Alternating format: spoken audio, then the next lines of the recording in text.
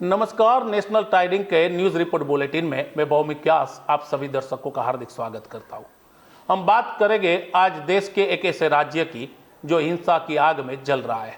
पिछले कई दिनों से यहां पर हिंसा के कारण लोग परेशान हैं। आर्मी और असम राइफल्स को तैनात किया गया है। जी हां, देश के पूर्वोत्तर राज्य मणिपुर में फिर से एक बार हिंसा भड़क उठी है। सोमवार को भीड़ ने पूर्वी इम्फाल के कुछ घरों में अचानक आग लगा दी। स्थिति को बेकाबू देखते हुए और स्थिति को काबू में करने के लिए सेना और पैरा मिलिट्री फोर्स को दोबारा बुलाया गया। इसी के साथ प्रशासन ने पूरे इम्फाल में कर्फ्यू लगा दिया है और फिर एक बार अपना पैरा सख्त कर दिया है। तो दूसरी ओर हिंसा और आगे न बढ़े इसके लिए इंटरनेट की सेवा पे भी पाबंदी लगा दी गई है, मतलब इंटरनेट बंद कर दिया गया है। हिंसा प्रभावित शहरों में कल कई दिनों बाद एक बार फिर दो समुदायों के बीच संघर्ष देखने को मिला। सूत्रों की माने तो इम्फाल के न्यू चेकान इलाके में दो समुदाय के बीच कल दोपहर को जबरदस्त मारपीट हुई।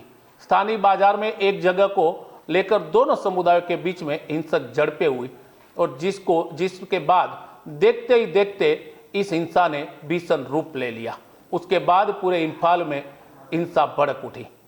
पूर्वी इम्फाल जो मणिपुर की राजधानी है, जहां पर 18 दिन पहले हिंसा भड़की थी, उस पूर्वी इम्फाल जिले में हथियारबंद दो बदमाशों ने सोमवार को लोगों को जबरन अपनी दुकानें बंद करने को कहा, जिसके बाद एक बार फिर हिंसा भड़क उठी और भीड़ ने दो घरों में आग लगा दी। ये वही घर है जो लोग खाली करके 18 दिन पहले चले गए थे। हालांकि इस घटना में किसी के हताहत होने की कोई खबर अभी तक नहीं आई है। ये राहत की बात है। सेना को स्थिति काबू में लेने के लिए आंसू गैस के गोले दागने पड़े। क्षेत्र में तैनात सेना के जवान घटना स्थल पर पहुंचे और उन्होंने भीड़ को तितर बितर करने के लिए अपनी ओर से हर कोशिश की, अपनी ओर से हर प्रयास किया, बल प्रयोग भी किया और आंसू गैस के गोले भी दागे, जिसमें कुछ लोगों को मामूली चोटें आई, जिसको अस्पताल में भर्ती करवाया गया।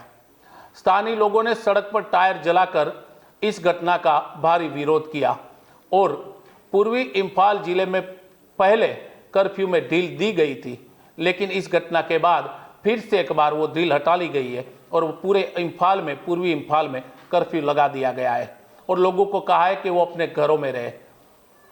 मकानों में आग लगाने के बाद राज्य सरकार ने एक बार फिर यहाँ पर इंटरनेट सेवाएं बाधित कर दी है, मतलब इंटरनेट पूरी तरह बंद कर दिया गया है। आपको बता दें कि सुबह 6 बजे से शाम 4 बजे तक पहले कर्फ्यू में ढील दी गई थी, लेकिन अब इसे बदलकर दोपहर 2 बजे कर दिया है, मतलब 4 घंटे की ढील को भी काट दिया गया है।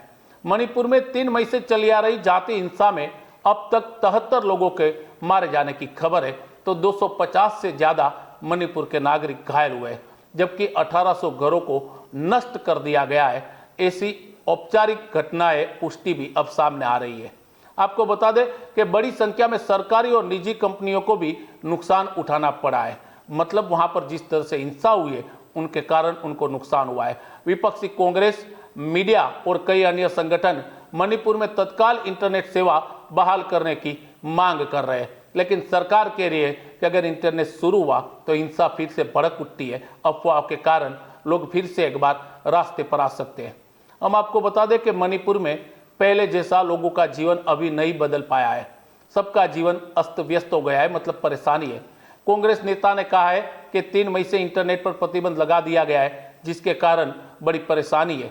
मैं आज के डिजिटल इंडिया में न आपके ट्वीट पढ़ सकता हूं और न ही अमित शाह जी के ट्वीट में देख सकता हूं। पीएमओ मणिपुर में सभी के लिए इंटरनेट कब सुनिश्चित करेगा, ऐसा सवाल भी उन्होंने उठाया है।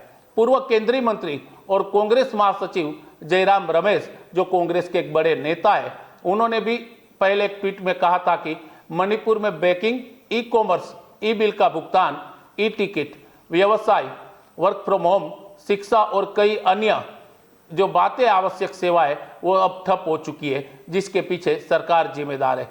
सभी राजनीतिक दल पीएम और गृह मंत्री की आलोचना कर रहे हैं, ऐसा कहना था जयराम रमेश का। मणिपुर में शांति और सामान्य स्थिति बहाल करने के लिए केंद्र और राज्य सरकार को अब जरूरी कदम भी उठाने होंगे। हम बात बता दें कि 18 दिन पहले मणिपुर में जबरदस्त हिंसा भड़की थी, जिसमें आदिवासी और गैर आदिवासी समुदाय के बीच में अनामत को लेकर यह हिंसा भड़की थी, जिसके बाद हजारों लोग शिविरों में पहुंचे थे। आर्मी को वहां पर तैनात किया गया था और उनके साथ वहां पर असम राइफल्स को भी तैनात किया गया था। 18 दिन की थोड़ी सी शांति के बाद फिर से एक बार मणिपुर जल उठा है, लगातार मणिपुर जल रहा है। हम आपको बता दें कि सरकार हर मुमकिन कोशिश कर रही है कि वहां पर शांति बहाल हो और किसी तरह की कोई अव्यवस्था न हो, लेकिन जिस तरीके के हालात है उनको देखते हुए लग रहा है कि सरकार अब इस पर गंभीर तौर पर विचार करेगी। ऐसी खबरें और ऐसी घटनाओं के साथ हम फिर से एक बार आपके सामने हाजिर होंगे। तब तक के लिए आप मुझे आज्ञा दीजिए। नमस्कार।